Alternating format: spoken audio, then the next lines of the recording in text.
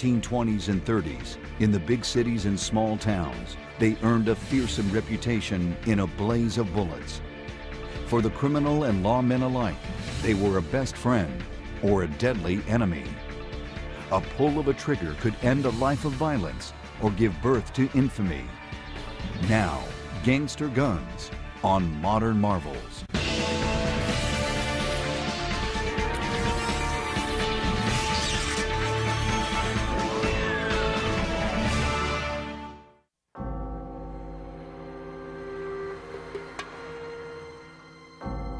John Dillinger,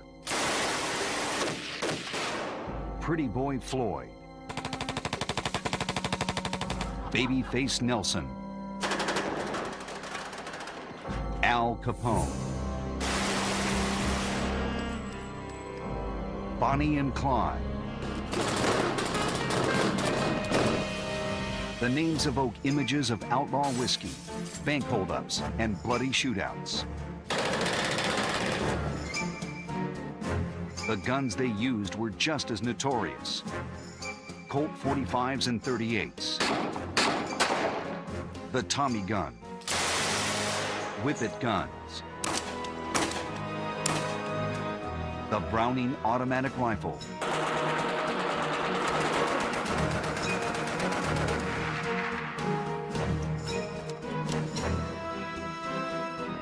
These legendary weapons are forever linked with the storied lives of the gangsters of the 1920s and 30s. Their exploits filled the headlines, but it was their firepower that brought them fame. Gangsters employed pocket guns, which could be easily concealed. It's not a terribly effective caliber. 32 is more effective than 25 was. 25 is the most common pocket gun, or pocket caliber, but it beats throwing rocks. Gangsters were also the first to use automatic weapons outside of the military. Some of these guys came out firing, and this is what they came out firing. And it was scary to go against something like this. The desire to win at all costs set the gangsters of this era apart from any other criminal element in American history. They seem to be incredibly bold and daring and have great presence of mind in the face of fire with bullets whizzing by their head. They seemed entirely unaffected by that. So some of these jobs they pulled might have been extraordinarily difficult, but they were there for the duration. But how and why did gangsters become so well armed in the early part of the 20th century? The answer is simple: alcohol and greed. When the United States passed the Volstead Act in 1919, enacting prohibition, it was like an open invitation for criminals.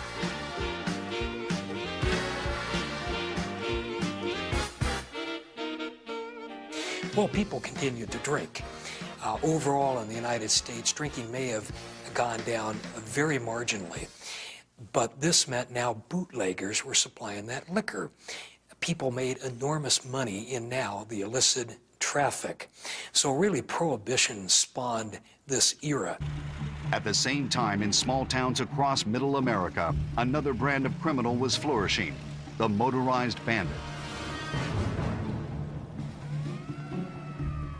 Bonnie and Clyde, Pretty Boy Floyd, and Babyface Nelson derived their income not from booze, but from robbing banks. Though not as sophisticated as their big city counterparts, the motorized bandits became just as well known and just as deadly. If one understands that Bonnie Parker was 4 feet 10 inches tall and weighed 85 pounds, and she could run and hip shoot a 20-pound machine rifle like a Marine, then you get a thoroughly different picture of who Bonnie Parker was and of what the Barrel Gang was about.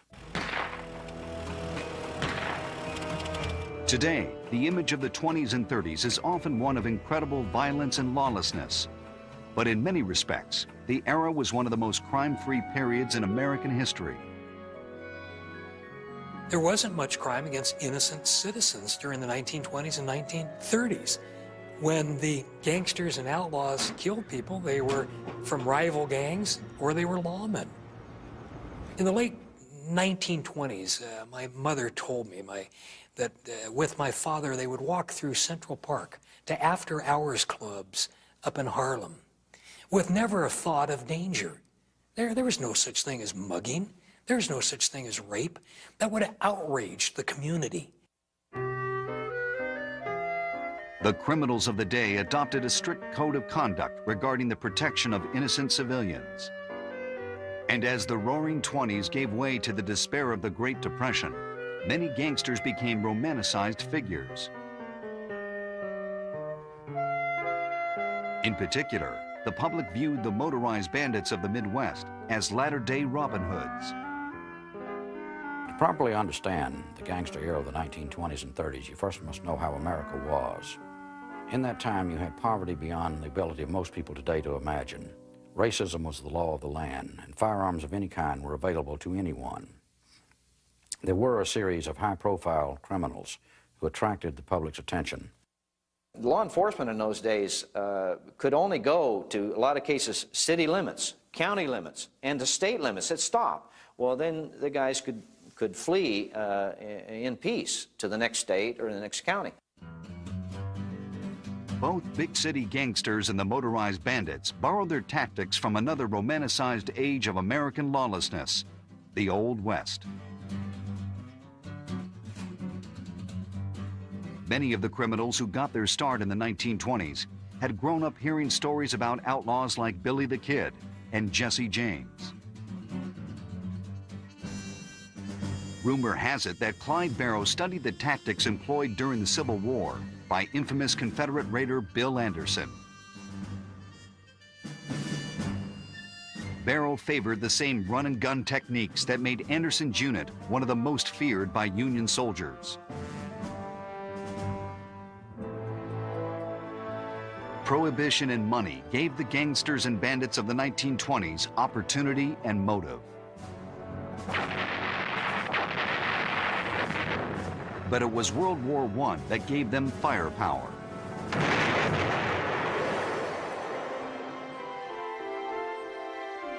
When the war ended, the United States was flooded with millions of weapons that returned home with soldiers from the front. Because the nation had almost no gun laws, it was possible for a private citizen to own even the most powerful military machine guns.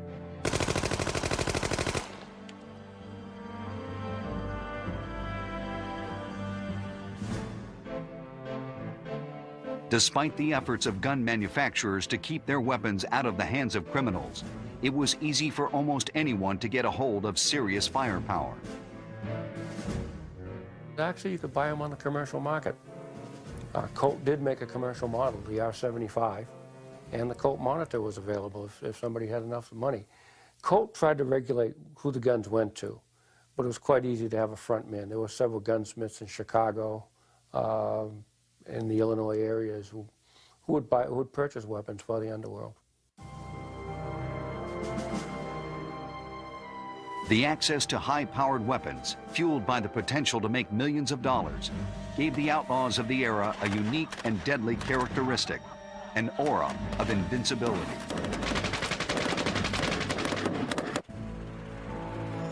But before big gangster guns blazed across America, gangsters favored a small, easily concealed weapon to do their bidding.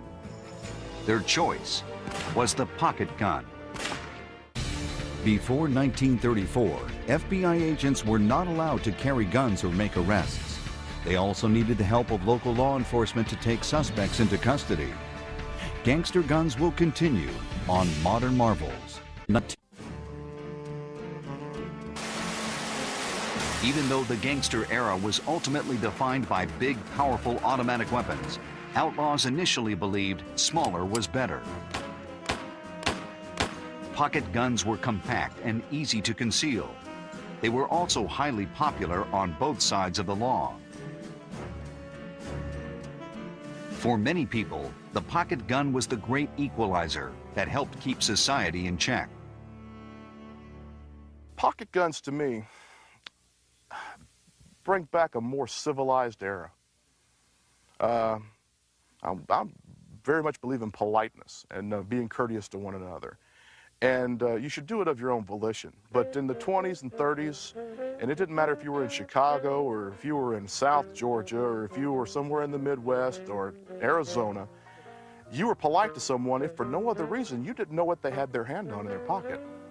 And so it would behoove you to be on your best behavior. Not insult the man's lady, don't kick his dog, leave his children alone because he just might reach in his pocket and put a bullet in you.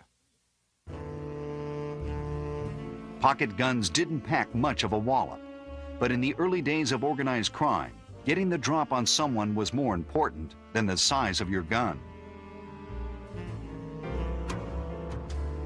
The most favored pocket guns were either a 25 or 32 caliber, usually manufactured by Colt. The guns were easily concealed inside a pair of pleated pants or in a shoulder holster. Well, right now I'm loading the magazine for a Colt 1903 pocket pistol in 32 caliber. And this was a very popular, very common caliber, and very common pistol from about 1903 up until just recently here. I'm placed it into the magazine, the hollow of the gun. A gun just about like this was used by Bonnie Parker to break Clyde out of jail in Waco. The story goes that she had one of these taped to her thigh when she busted Clyde out of the Waco jail. And when he went on another spree. Now, Bonnie Parker was a pretty small woman. They say she was about 4'11", I believe. And so I don't imagine she had much of a thigh. So you can imagine, that says something for the concealability of the gun. The problem with larger pistols, like a .45, was obvious. Even under a coat, everyone knew when a gangster was packing. But the downside with the pocket guns gave them limited life, as criminals became more brazen. In fact, many gangsters of the 1920s came to consider pocket guns as their last chance weapons. This is the magazine for a Colt 25 1908 pocket automatic. The whole idea behind a 25 automatic is it is the last resort. It's either this or a pocket knife before you're pretty much out of business. It holds 6 rounds. They were available in nickel plate or blue. Several variations on grips. You could get hard rubber, Bakelite, wood, pearl by custom order. It was good in a vest pocket. A lot of people would carry these on the end of a watch fob, so you wouldn't know what the other end of the pocket watch was. These were very popular with everyone. But as gangs grew more violent, police fought back, and criminals quickly realized they needed to increase their firepower. Rifles and shotguns were at first seen as too cumbersome. Instead, gangsters of the day wanted a gun with a lot of stopping power that could still fit in the palm of their hand. The answer, 2 automatic pistols, the .45 and the Super 38. Both were large handguns. Both could kill a man where he stood.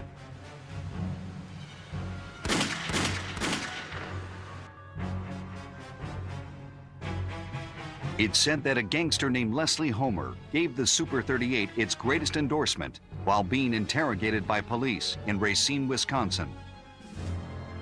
Racine Police Department had lost one of its members to the John Dillinger gang, and anytime that they encountered a member of that gang, they gave him their undivided attention, as good cops will.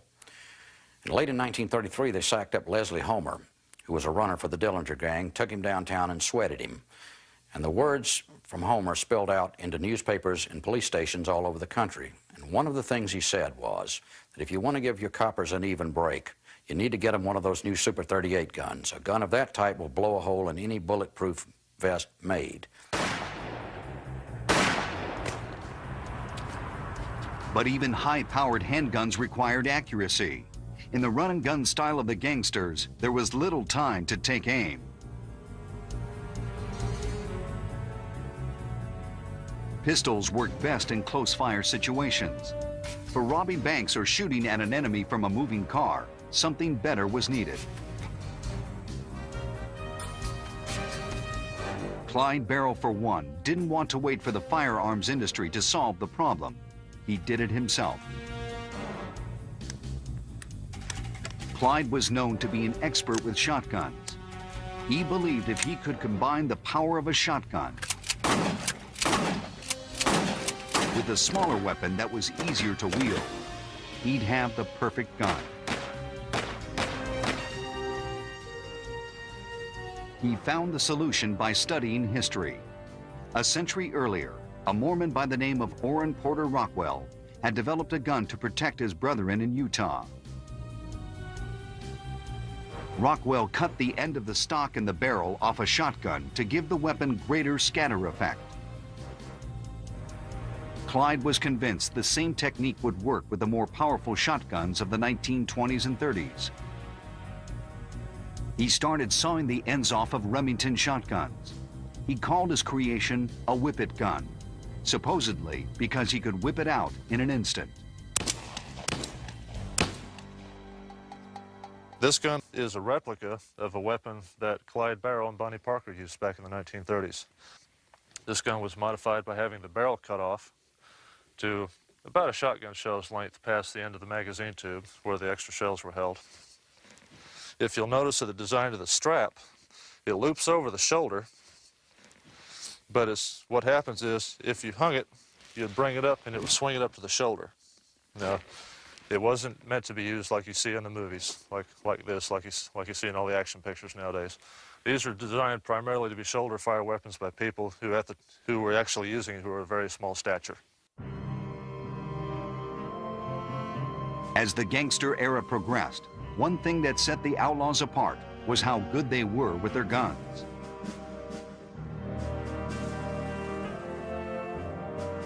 Not only did they know their weapons and experiment with significant modifications to them, but they were some of the best marksmen of the age.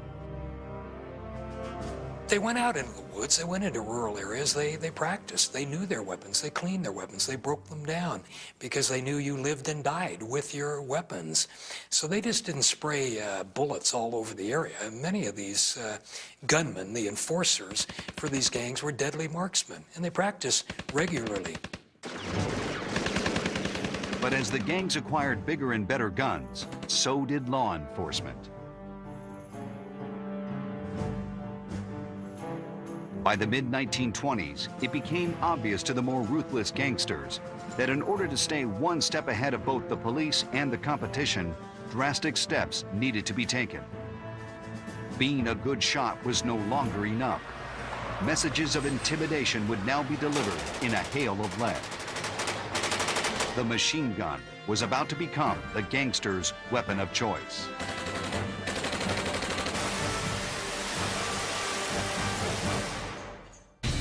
While awaiting trial for the murder of an East Chicago police officer, John Dillinger escaped from the Indiana Crown Point County Jail using a wooden gun he later claimed he made out of a washboard.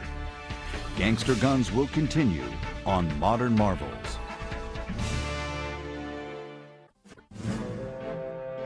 If there was one gun that let everyone know a criminal had arrived, it was the Tommy gun. Made famous by the gangster movies of Hollywood, the Tommy gun was the perfect criminal weapon. It was small, it had style, and it threw a lot of lead. This is a Colt Thompson, 1921A. Has a fire rate of about 900 rounds a minute.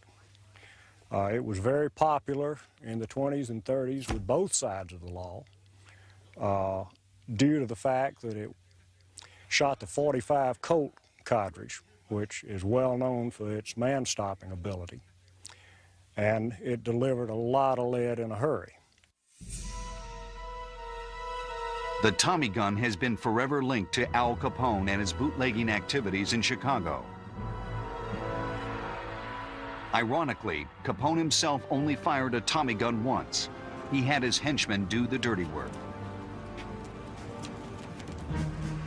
The most notorious use of the weapon was the 1929 St. Valentine's Day Massacre, where Capone went after a rival gang.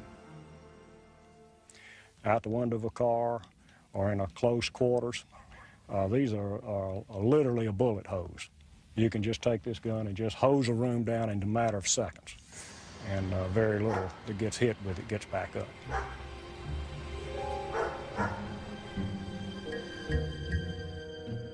Though the public immediately associated the Tommy gun with outlaws, many of the most famous gangsters never used it. John Dillinger had his picture taken holding a Thompson, but he was a very bad shot. Bonnie and Clyde, perhaps the most famous gangsters associated with big guns, never owned a Tommy gun. For the Barrel Gang, the Tommy gun wasn't powerful enough. Though the Thompson could spit out .45 caliber slugs at 600 rounds a minute and kill a man in an instant, it couldn't always penetrate car bodies.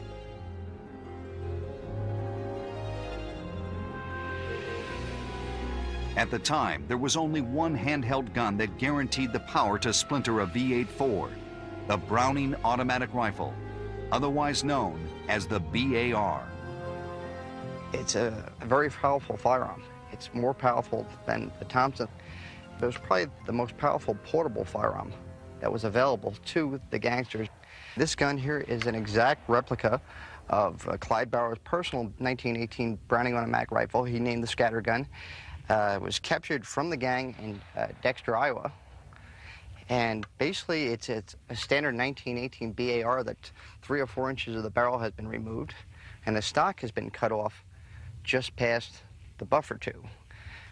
Clyde basically cut these guns down to make them more portable, and makes it a great gun for a motorized bandit.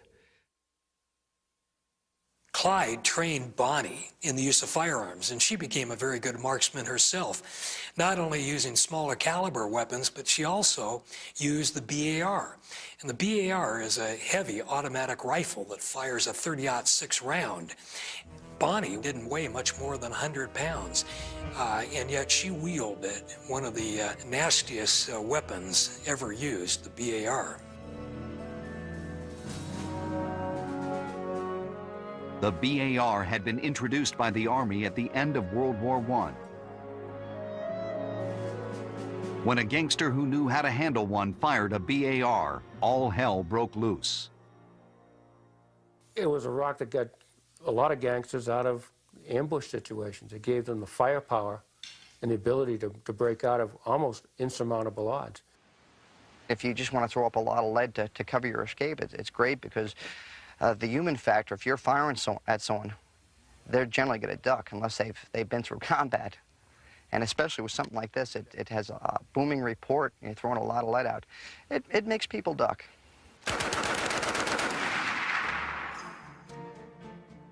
One of the most famous shootouts with the BAR involved Bonnie and Clyde. In 1933, they were trapped in an apartment building in Joplin, Missouri. Police had surrounded the building. The Barrel Gang opened up from the second floor of a 2-story stone apartment with 3 BARs. As the guns rattled on, Bonnie yelled downstairs, "Turn it on them, Clyde, we're coming down." The Barrel Gang came down the stairs with Bonnie lugging a BAR.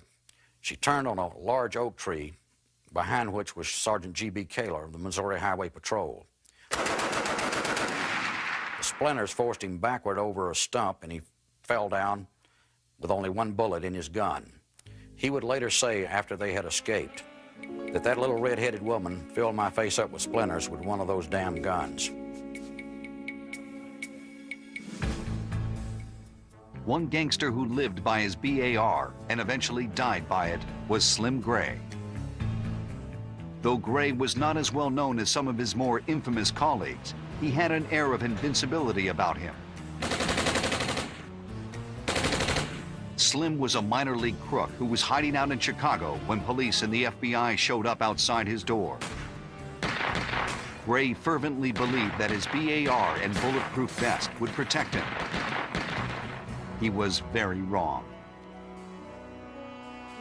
Slim Gray, all 6'2" and 125 pounds of him, came down the back stairs with a bulletproof vest and lugging a BAR. At the bottom of the stairs, a gunfight broke out. The agent with the .351 rifle shot Slim Gray straight through the vest, and he flopped down in the yard. They took him to the hospital where he died, and they dug out the bullet, which went through the bulletproof vest's front panel and flattened against the back panel. It is occasionally displayed by the Federal Bureau of Investigation as one of its grisliest gangster souvenirs. Big automatic weapons were quickly becoming the order of the day. Pretty Boy Floyd loved machine guns. So, of course, did Machine Gun Kelly.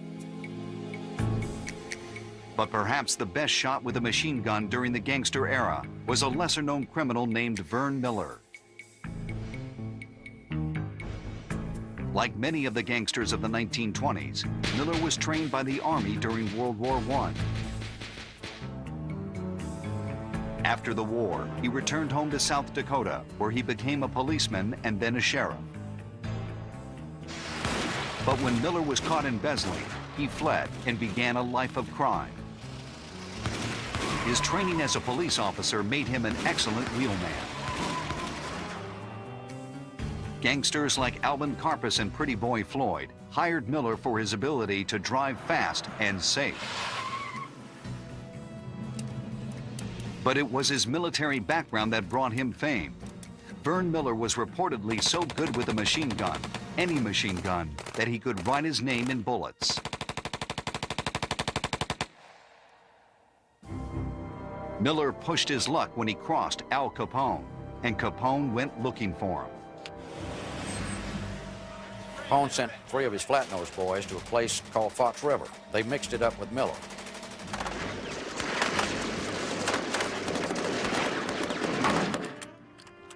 When the cops got to the scene, they called it the Fox River Massacre, assuming that these first-class hitters of Capone's had been wiped out by an army. They had in fact been wiped out by an army of one, Vern Miller. But Miller's luck soon ran out. When he crossed Detroit's notorious Purple Gang, he paid the price. A couple of hitters from the Purple Gang in Detroit who died in a similar fashion to Capone's boys in Fox River. Sometime thereafter, someone left Vern Miller's bullet-riddled body as a Detroit roadside decoration. The Purple Gang had no comment. As the bodies piled up, law enforcement began to understand that gangsters had better guns and were willing to use them at any cost. To win the battle against crime, the police would have to do the same. The Thompson submachine gun had a few nicknames other than the Tommy gun. It was also referred to as the Chopper, the Gap, and the Chicago Typewriter. Gangster guns will continue on Modern Marvels.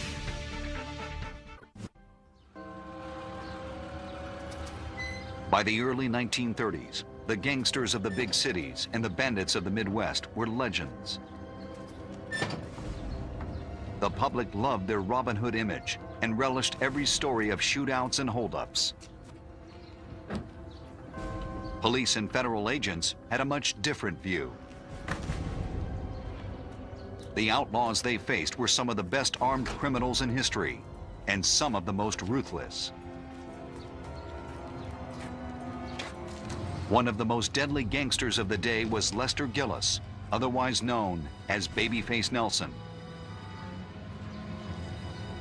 Nelson prided himself on his use of firearms and his willingness to kill members of law enforcement. In fact, when it came to the police, Nelson never ran, even on the occasions when he himself was shot. He would always turn and fight, sometimes to the dismay of his partners in crime.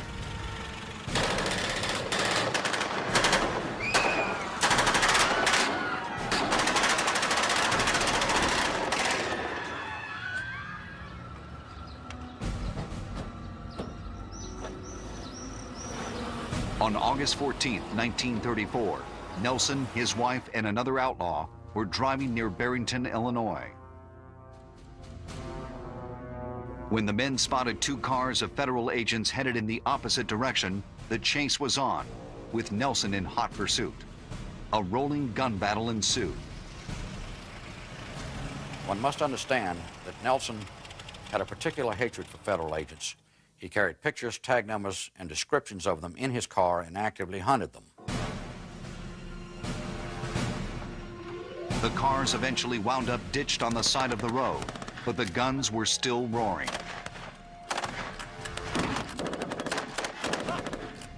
And it was just a hellish firefight with hundreds of rounds being sprayed all over the area, pinning down Babyface Nelson. And he told his partner, he said, "I've had enough of this." And he charged the FBI agents, guns a-blazing. It was Babyface Nelson's last hurrah. Not even his trusted Tommy gun could save him from the blaze of bullets fired by the doomed FBI agents.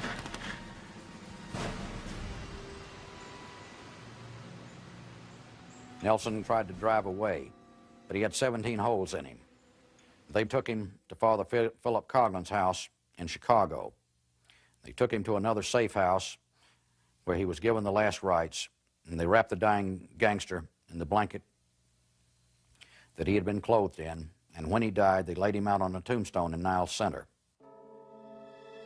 If Babyface Nelson was the most deadly individual of the gangster era, the most deadly gang by far was the outfit run by Clyde Barrow and Bonnie Parker.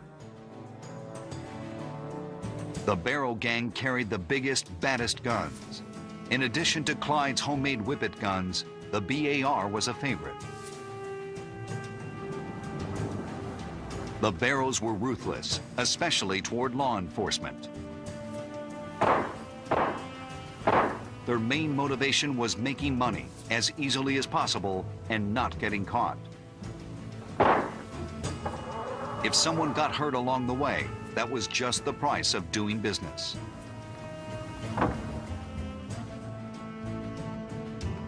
Like many of the criminals of the time, Bonnie and Clyde were seemingly unafraid of death, partly because of the intense firepower they carried. They had shot their way out of so many tight spots and killed so many law enforcement officers that they were greatly feared by the police. A lawman named Frank Hammer had assembled a posse of 6 men to hunt down Bonnie and Clyde. On the morning of May 23, 1934, outside Gibson, Louisiana, Bonnie and Clyde approached a gangster mailbox. Hammer and his men were waiting, with an arsenal that would have made the Barrow gang proud. They stood up on the hill, 2 BARs, a Remington 8 police rifle in .35 caliber, 3 Remington guns in .30. Clyde Barrow pulled up to the mailbox, took his foot off the clutch, and never heard the hammer fall.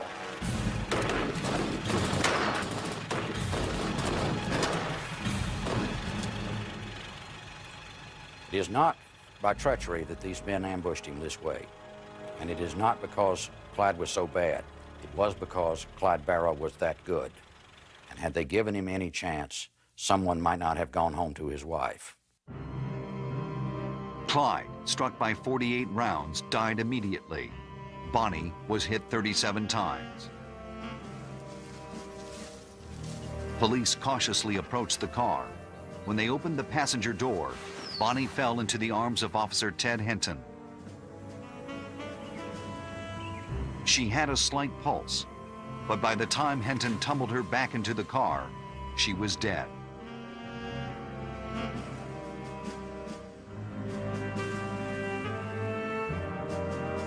The death of Bonnie and Clyde was the beginning of the end of the gangster era.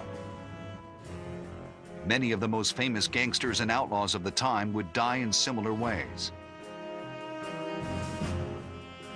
The powerful guns they had helped make famous were now turned against them by the forces of law and order. In the world of gangster guns, the philosophy of an eye for an eye had become a bitter reality.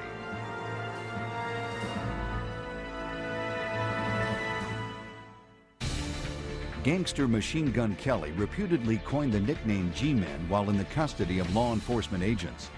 Short for government man, the heroic G-Men quickly became synonymous with the FBI in the public's imagination. Gangster Guns will continue on Modern Marvels.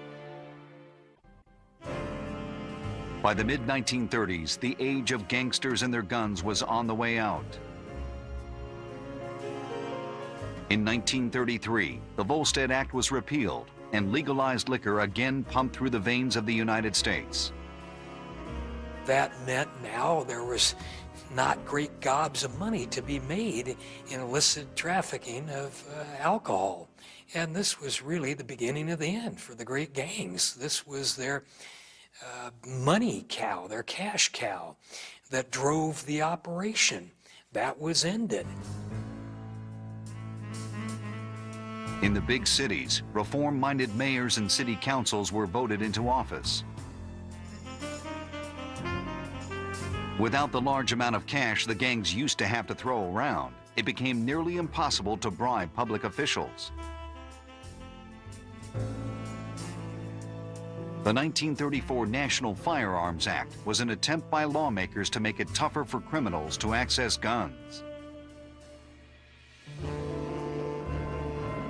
During the early days of the Reign of Terror, gangsters had been careful not to kill civilians. But as their guns became more powerful and their desperation more severe, errant shots began hitting the wrong people. An increasingly angry public grew weary of innocent bystanders, especially children, falling victim to the guns of hoodlums.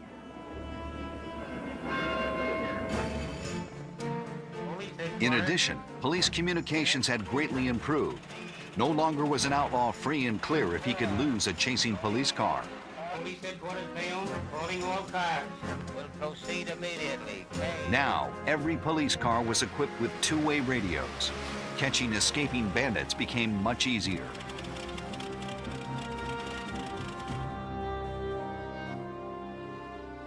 On top of it all, the times had, quite simply, changed. The rumblings of war coming from Europe swallowed the innocence of the previous age, especially in small-town America. The dislocation of the rural folk had occurred by then. They had moved to the cities, they had moved to California by the hundreds of thousands. That era was over. Society had changed, and no longer did you have the right social milieu for social banditry, kind of the Robin Hoods of the Southwest.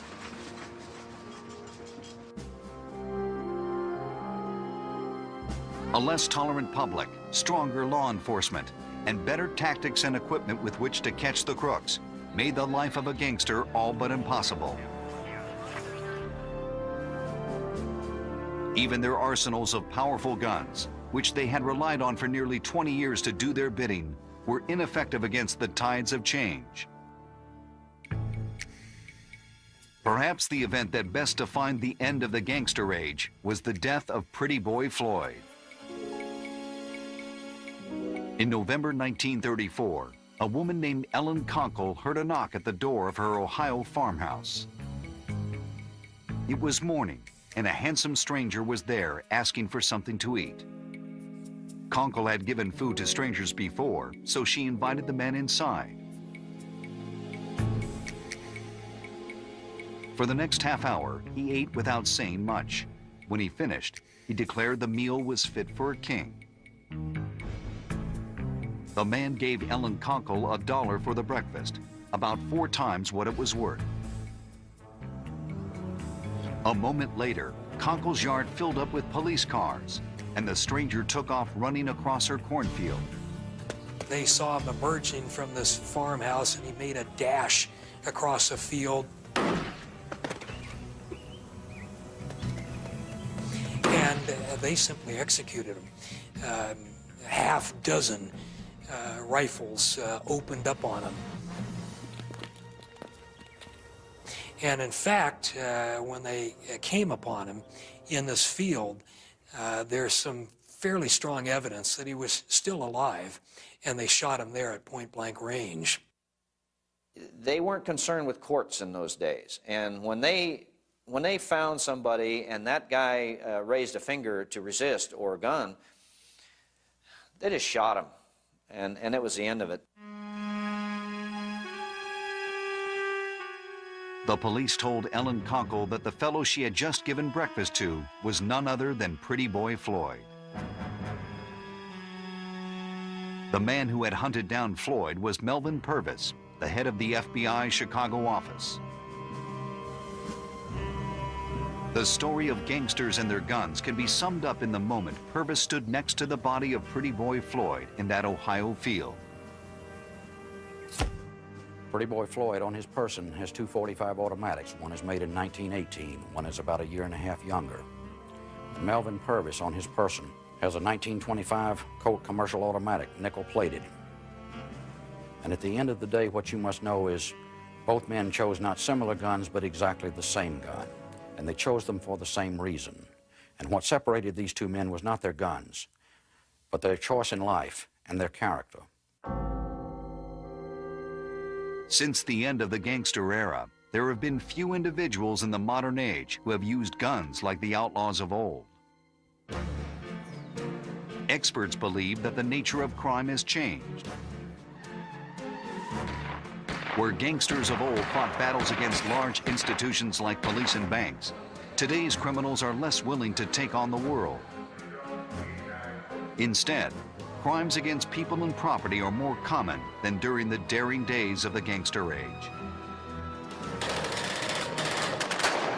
Another reason the age died in the days before World War II was the spirit that made the criminals stand out was extinguished. Few outlaws of the modern age exhibit the kind of willingness to die that many of the gangsters of the 1920s and 30s lived with every day. Because their exploits were so outrageous, and because of their willingness to use the best guns of their time, they continue to fascinate. Today, weapons used by the gangsters and motorized bandits are highly prized by collectors. Transferable Browning automatic rifles for the general public, they've almost doubled in price in the last year. Even what we call dealer samples that are available to dealers only, Class 3 dealers, have gone up to the realm of $3,500.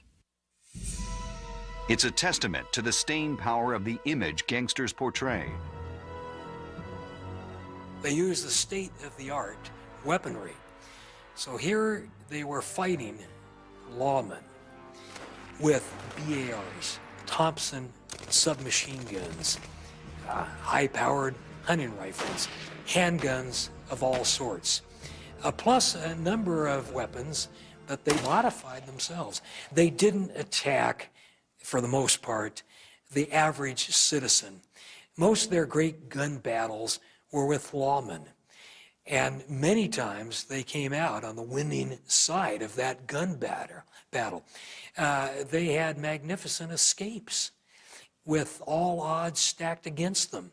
And so I think Americans in general tend to romanticize figures such as that, who take on the establishment with nothing but their own guile, their own courage, their own nerve, their own savvy and intelligence. But in the end, the outlaws of the 20s and 30s were beaten at their own game. Police got smarter, the public became intolerant, and the guns on which the criminals relied were just as powerful and just as effective in the hands of an FBI agent.